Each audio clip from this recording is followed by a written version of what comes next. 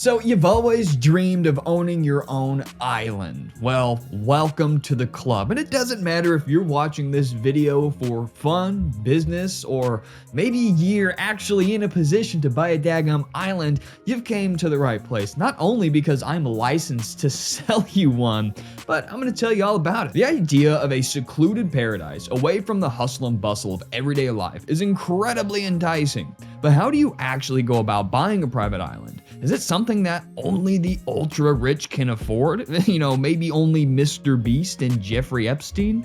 In this comprehensive video, we'll take you through the process of buying an island step by step, from finding the perfect location to navigating the legal and financial considerations. Let's make your island dream a reality. You're in the right place.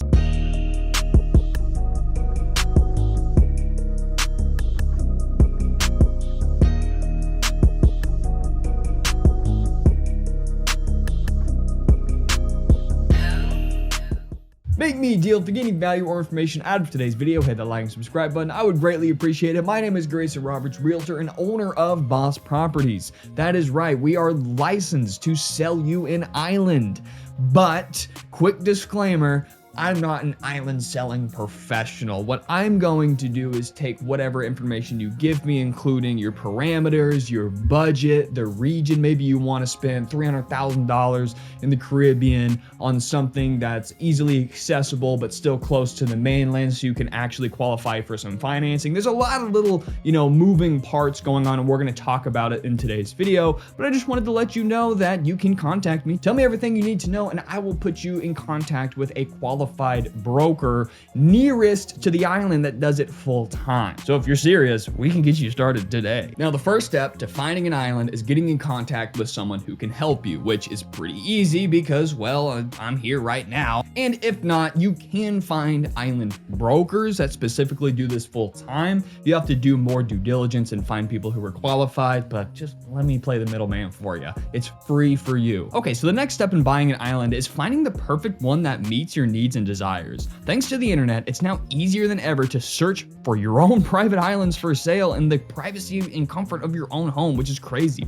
There are dedicated websites like Private Islands Online and Vladdy Private Islands where you can browse through a wide selection of available properties. You can also reach out to real estate agents who specialize in private island sales. Private island sales is in the same blanket under real estate, single family home, commercial apartment complexes, land for sale, islands for sale. It's land for sale just anchored to the seabed, right? So it's kind of nice to know that it's in the same world of real estate, so you don't need a special type of broker, a special license, or really anything you need. If your cousin's daughter has a real estate license, technically she's, quote, qualified to sell you an island. It's that easy. Anyway, figure out the location. This is going to be a major determining factor and probably the most difficult part. That's why you want to connect with local professionals that have a really good idea about what the island is and the climate and live in that region. Anyway, do you dream of a tropical paradise in the Caribbean or South Pacific? Or are you more interested in a secluded lake or river island in a cooler climate?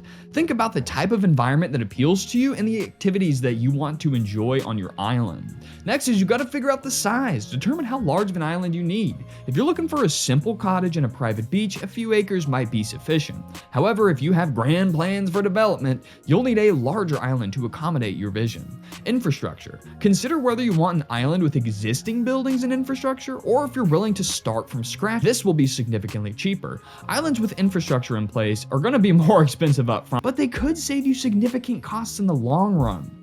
Next is landscape and beaches. Think about the type of landscape and beaches you prefer. Do you want white sandy beaches, rocky cliffs, or dense jungles? Consider your preferences and the activities you want to enjoy on your island, such as snorkeling, scuba diving, or fishing. Alright, so you've got that figured out. Let's move into the next phase, and that's the due diligence phase. Once you've identified potential islands that match your criteria, it's crucial to conduct thorough research and due diligence before making the purchase. But that's what, people like, that's our job, right? Keep in mind the following considerations. Starting with climate. Research the climate of the location you're interested in.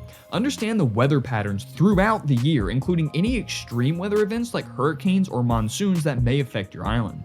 Next is very important, accessibility. Consider how accessible the island is. Will you be able to easily reach it from the mainland? Think about transportation options and the feasibility of getting supplies and emergency services if needed.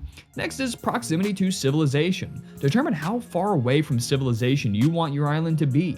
Keep in mind that being completely isolated may have its challenges, such as limited access to amenities and services. Strike a balance between seclusion and convenience based on your preferences and needs. Next is environmental and building regulations. Familiarize yourself with the environmental and building regulations of the country where the island is located. Different countries have varying laws regarding construction on uninhabited islands. Ensure that you can build on the island according to your plans and comply with all necessary regulations. Finally is infrastructure and utilities. If you're considering an undeveloped island, take into the account the cost and feasibility of bringing basic utilities like electricity and fresh water to the island. Invest in solar power systems and power purification systems. They may be necessary to make the island habitable. Alright, moving on to the financial considerations. I've seen islands listed for sale for $100,000 all the way up to $100 million. You can spend what you want. Buying an island is a significant financial commitment, and it's essential to consider your budget and financing options. Here are some financial considerations to consider when purchasing an island. Number one, of course, is set a budget. Determine how much you can afford to spend on your own private island. Consider not only the purchase price, but seriously also consider the cost of developing and maintaining the island. Be realistic about your budget and avoid stretching yourself too thin. Next is financing. Unlike traditional real estate purchases, financing options for buying private islands are unfortunately limited. Banks are often hesitant to provide loans for private islands due to the difficulty in appraising their value.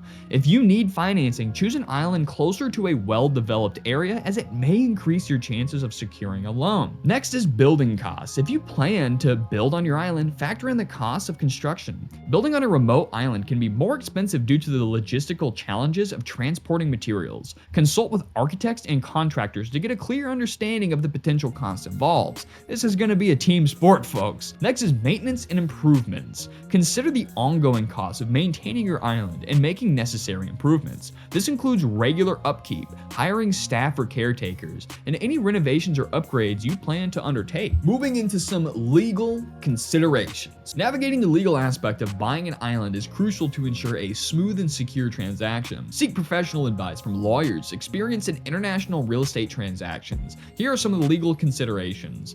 Ownership and residency. Understand the laws and regulations regarding property ownership and residency in the country where the island is located. Some countries may have restrictions on land ownership by non-citizens, while others may permit long-term leaseholds. Permits and licenses. Determine what permit and licenses you need for your intended use of the island. Building permits, environmental impact assessments, and business license are some examples, so research the application process and requirements beforehand. Finally is environmental restrictions. Islands with delicate ecosystems or protected areas may have restrictions on construction and development. Conduct an environmental impact study and consult with professionals to ensure compliance with environmental regulations. Next is making an offer and closing the deal on your brand new private island. Work with a real estate broker. Engage a reputable real estate broker experienced in private island sales. They will guide you through the negotiation process and help you make a competitive offer. That's where I come in. I connect you with a wonderful real estate broker, best in the business, depending on whatever country and situation you're looking for, and it's completely free to you. The broker will pay me a fee. Anyway, offer negotiation. Make an initial offer based on your budget and assessment of the island's value. The seller may accept, decline, or counter your offer, just like regular real estate. Be prepared for negotiation and be willing to compromise to reach a mutually beneficial agreement.